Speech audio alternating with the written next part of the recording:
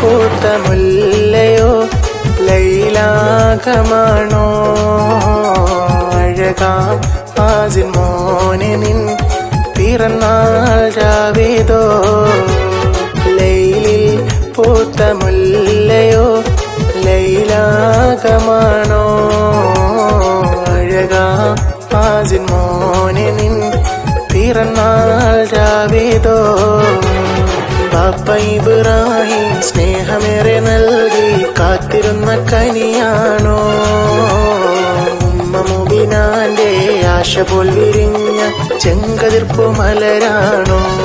പറയൂ ഇന്ന് നിന്റെ പിറന്നാളോ ലൈലി പൂത്ത മുല്ലയോ